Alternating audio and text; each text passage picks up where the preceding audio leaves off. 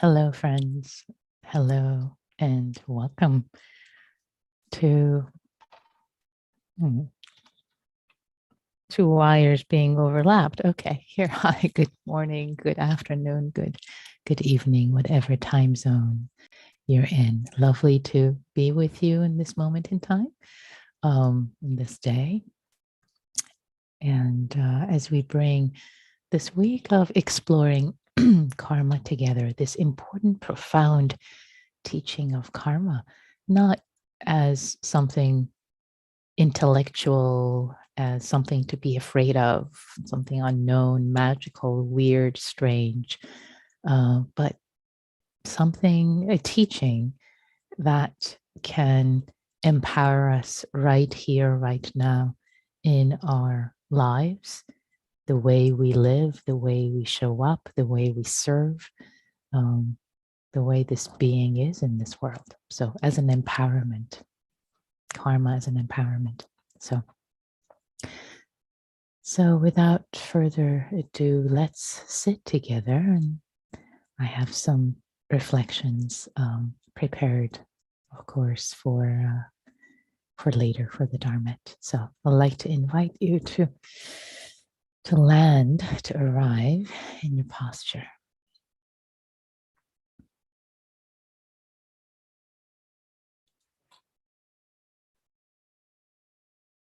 Here, here.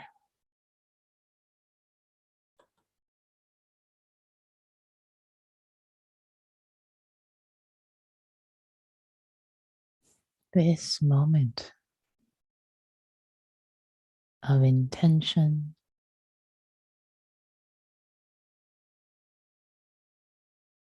intending, gently intending, doesn't have to be heavy as a hammer. Maybe a gentle turning towards peace, towards awareness, towards stillness, towards kindness.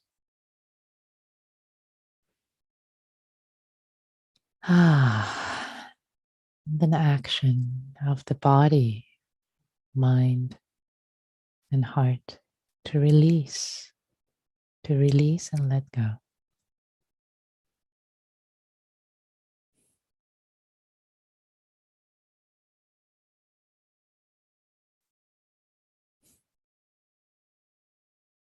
To arrive here wakefully.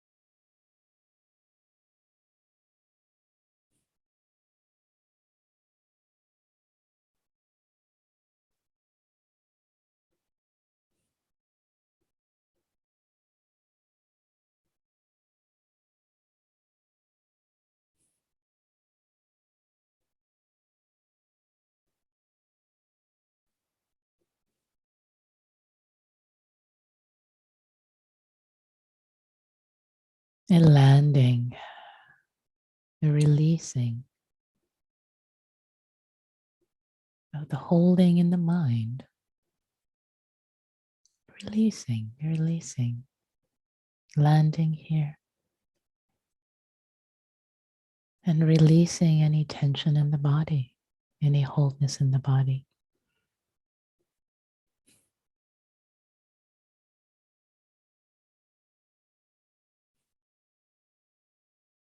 Inhabiting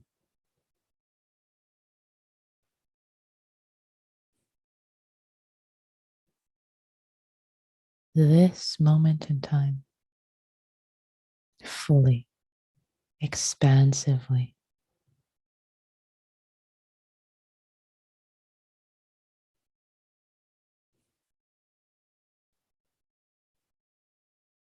With an expansive heart,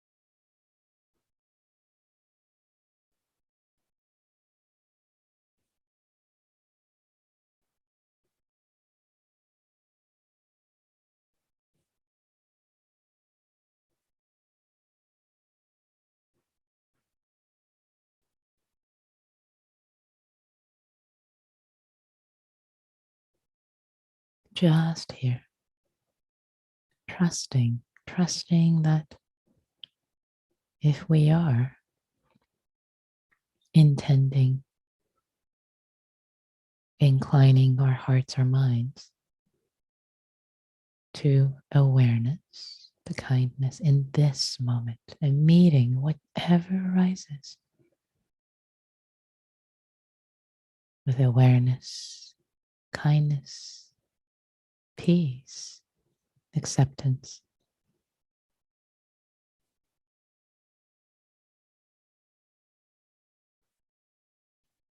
And the future moments, whatever they hold, the future moments become present moment,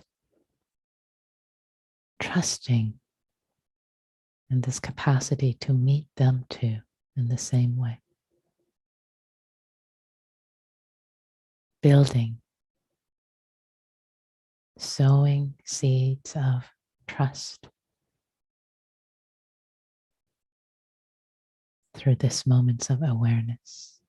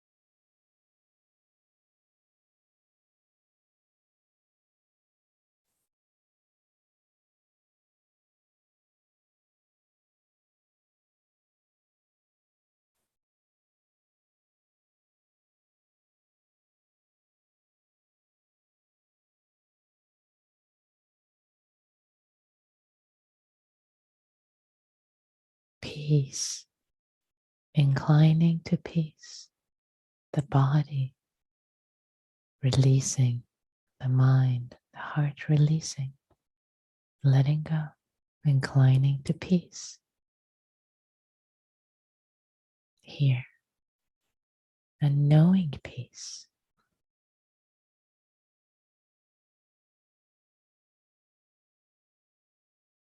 Tasting, even if for just one moment.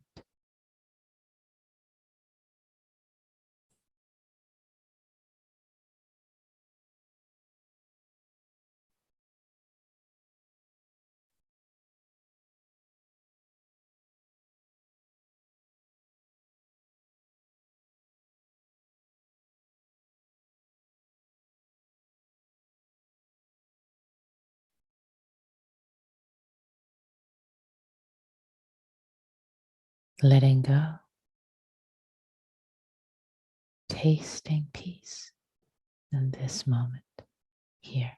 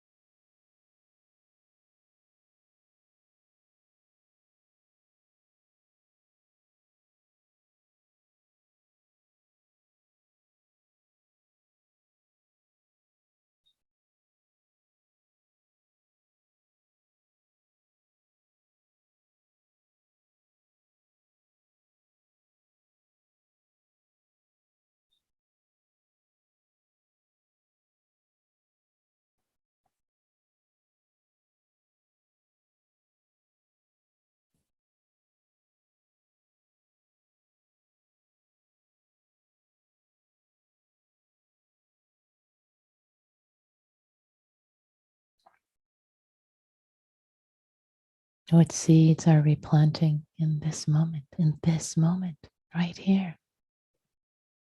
Wake up. What are you planting right now?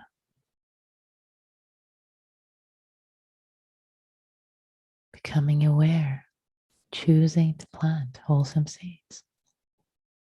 It's that simple.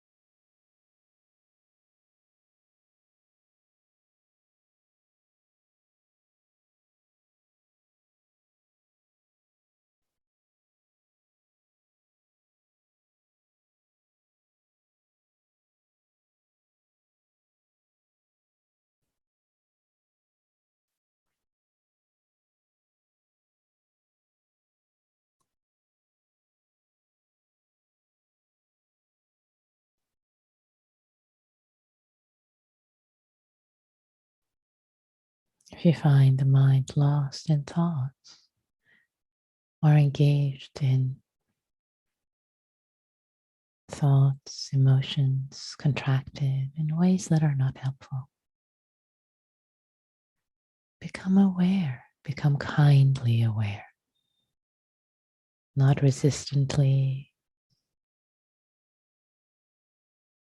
not grudgingly,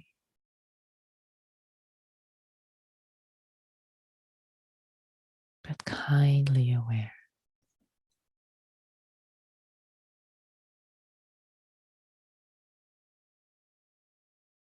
Release, release what's not profitable in this life for you, for others in this moment.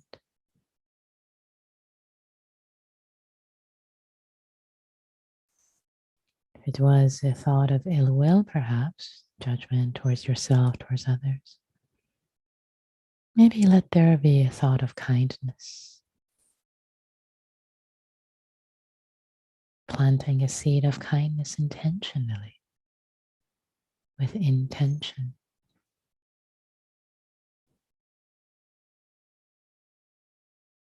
Kindness, forgiveness, generosity for yourself or others, for the world. Releasing, releasing, giving.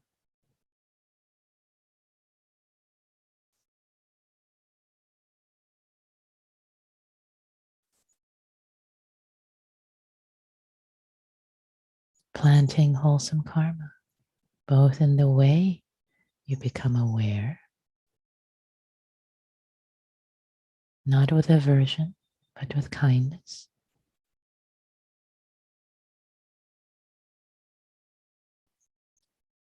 In the action of the mind,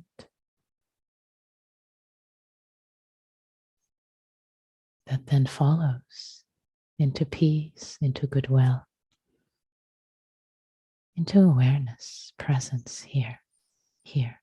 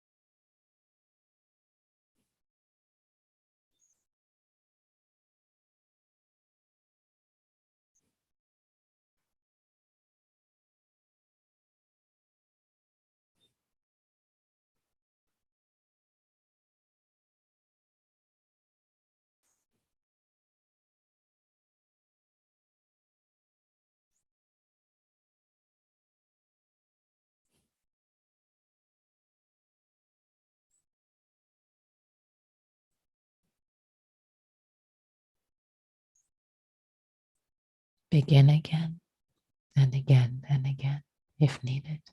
It's okay.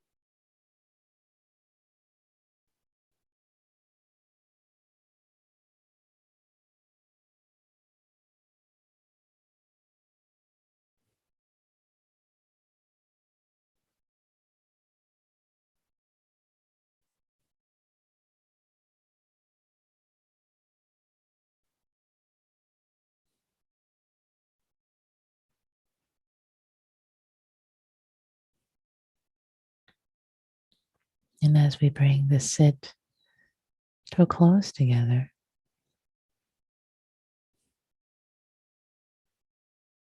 let there be a moment of appreciation, planting the seed of gratitude, appreciation for yourself, for the Sangha, for the opportunity to come together and to practice whatever arose or did not arise in these 30 minutes. You have showed up. You've done your best. Let there be kindness,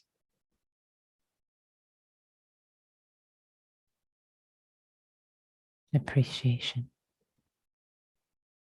for the goodness that has been created, has been co-created. And with generosity, offering, sharing that merit, that goodness with all beings everywhere. All that we do, our life, is not for us to keep any goodness of it. It's an act of service. It's an act of goodness to be shared. Others. So offering this practice too, this act of goodness, may it be a support for all beings everywhere. And cultivating goodness, kindness, freedom for myself and all beings everywhere. May all beings be free, including myself.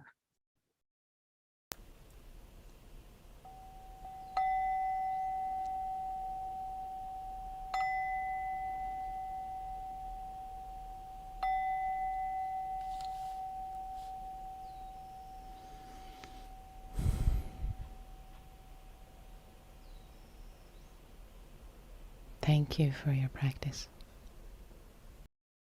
Hello and welcome, friends.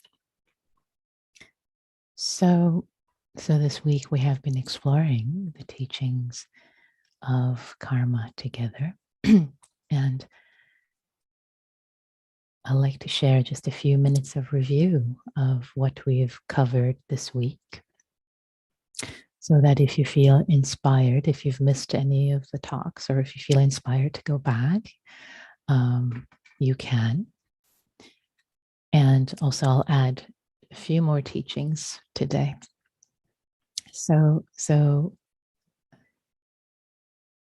karma, not as a teaching of this magical something that has been passed down from some previous life, and whether I'm doing well or poorly or others, it's the fault of what they did in the past life. Ouch, ouch, very painful way to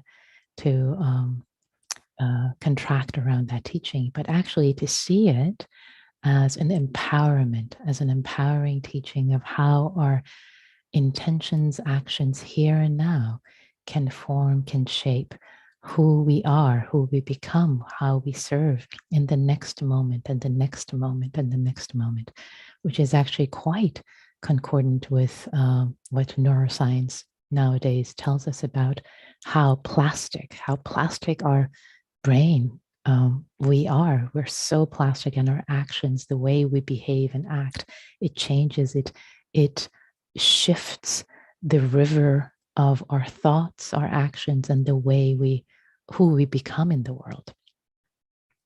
So we talked about the three aspects of karma. Karma is action. There's the leading edge, which is the intention.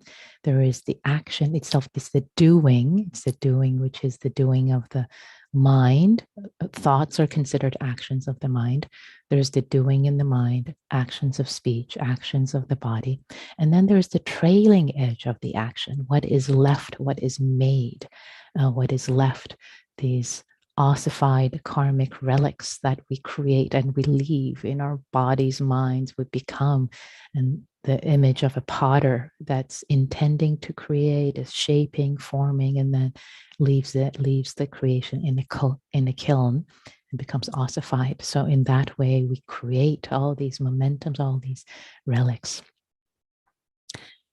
So we then talked about, the next day we talked about how wakefulness, how actually changing our karma in every moment, intending to wake up and make another choice, is possible through mindfulness. When you are mindful, not just on the cushion, but in daily life. So then the practice of karma awareness and shifting your karma isn't just limited to sitting silently on the cushion, but it becomes a daily life practice of awareness each moment. What am I thinking? Oh, sweetheart, do you really want to be thinking about that? Do you really want to beat that dead horse that you've been beating for 10 years and it's not really helping you or helping anyone? So moments of awareness with kindness, darling, please, let's try something different. May you be well, may I be well, planting seeds of kindness. And then we talked about, it's not so much the object in awareness that arises, but how we relate to it. It's the way that we engage that really shapes and forms the karma. It's our engagement. It's our reaction or reactivity, or the way we interact with someone. So it's our engagement, that emotional quality of our engagement, the actions of the mind and heart, how we intend and engage, that really shape and form. And again, concordant with neuroscience in the ways that emotion, when there is an emotion regarding an event, an object in the sensory space, it actually it fixes it more in place in terms of a pattern. Yesterday we talked about rebirth, reconsidering rebirth, reimagining rebirth. If rebirth were true, it wouldn't be again, this magical thing, perhaps, or this thing that we are powerless against, but in the way of gratitude, as if we have an ancestor, the same way we have physical ancestors. We have this perhaps ancestor that has sent us some that sent us goodness and sent us into the future. And how can we, what we have received, how can we make the best of this karmic potentiality? How can we make it pretty with beautiful thoughts, beautiful wholesome seeds, and pass it down? And with the teachings of the self being made of causes and conditions, it's really the idea of rebirth really becomes an understanding of gratitude, an understanding of appreciation, and an understanding of generosity. How can we pass on? How can we make this karma as beautiful, as shining as possible, and pass it down to this other human being who's going to have a different nationality and perhaps gender identity and color and circumstances and different sets of neuroses, and we want to pass on the best to this child, to this quote unquote child of ours. So different way to, perhaps, if you wish to relate to that. And what I wanted to bring in today, in the time that's limited left after this brief summary, is that there is a lot more detail. There's a lot more, of course, in the teachings about the teachings of karma, and in fact, I pulled out this book by my teacher, The Workings of Karma by Venerable Pa Sayadaw. So you could go, let's see, how many pages is this? 370 something. 400. You can read 400 pages on karma, the workings of karma. And yet, what is really, really important is how this moment's action is conditioning the next and the next and the next with awareness. Really, that's what we need to engage with in our lives. But just to bring a little more detail here, there are many different types of classifications in the teaching, especially in the Abhidhamma, in Visuddhimagga, in the higher teachings. There are many different types of classifications of types of karma. I'm going to share just one type of classification, which I think is actually helpful for us, the way to relate to it. So this classification is according to priority of effect, and there are 4 different types. So one is the heaviest, the highest priority level is called Vaidhi karma or Garuka karma. And Vaidhi karma can either be actually good karma, good Vaidhi karma, karma that has heavy weight, but it's good, or unwholesome karma. And for unwholesome, in the teachings, the Vaidhi unwholesome karma is considered killing one's parents and murder of a fully enlightened being, for example, and also a permanent, a creation of schism in the Sangha is also considered Vaidhi Sangha. Now, to think about this actually in neuroscience terms, there are some actions that are so heavy, not just for ourselves, but for everyone else. They have consequences. So if you create a schism, for example, in a community, that has repercussions for yourself and for everybody else. So we can see why that's number one in terms of Vaidhi karma. And in terms of Vaidhi wholesome karma, there moments of awakening, of course, is a wholesome Vaidhi karma, moments of awakening, freedom, peace, deep states of absorption, etc. Then number 2 is proximate karma. So proximate karma, the teachings actually talk about that in terms of the what do you remember immediately the moment before you die, the proximate karma for the next rebirth. But actually, it's a lot more general. So proximate karma, we can observe it and really see, again, in the neuroscience terms, if you've been say grumpy, if you've been or you've been thinking, let's say, ill will thoughts, then there is proximate karma. If the previous moment you've been angry and upset, the chances are that the next moment you're going to be angry and upset, right? It's the proximate karma. It's the proximate moment, the mind moment. It's the proximate karma. It's what really gives shapes to how you show up, how you act. So interesting to observe these in your own actions in your daily life. The third one is habitual karma, achina karma. The last one was asana karma. So number 3 is habitual achina karma.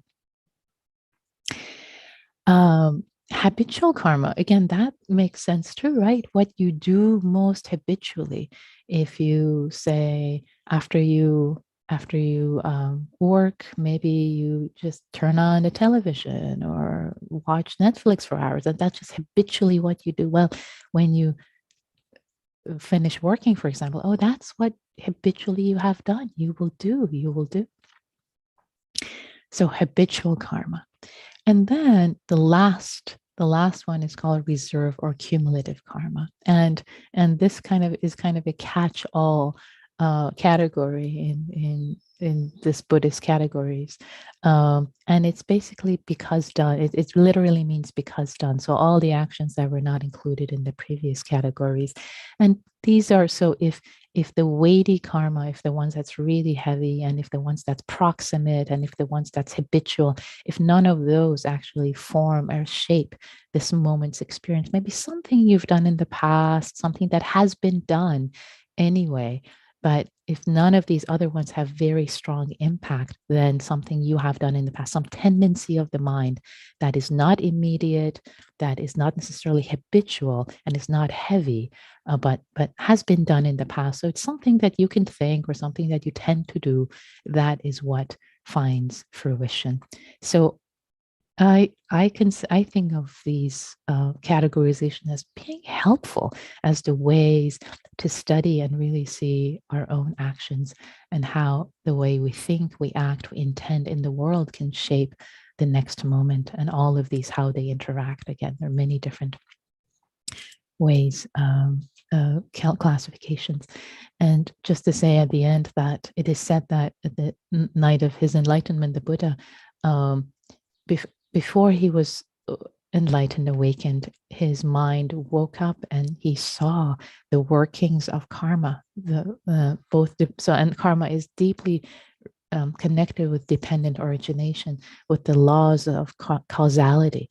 So these teachings are intertwined, and he woke up to seeing the workings of karma, which are complicated. And yet, what all we need to know really for us, for our liberation, for how this being lives and serves and is happy or unhappy and causes happiness or unhappiness in the world, for all beings present and future, is just awareness in this moment. What are we doing? What are we planting in this moment? So thank you, dear ones. Thank you for your presence. Thank you for your practice. Thank you for your awareness, your attention this past week. It's been an honor to share these teachings with you, these beautiful teachings.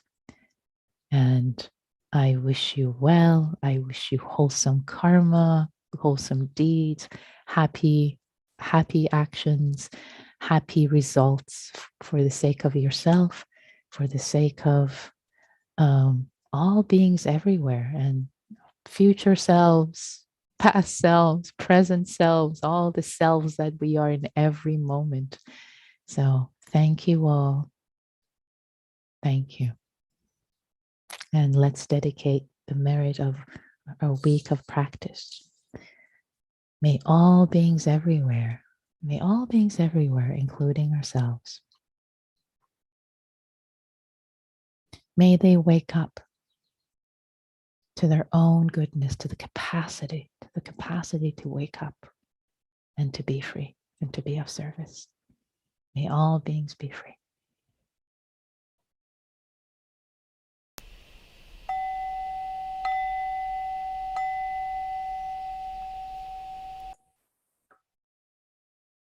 Thanks, everyone.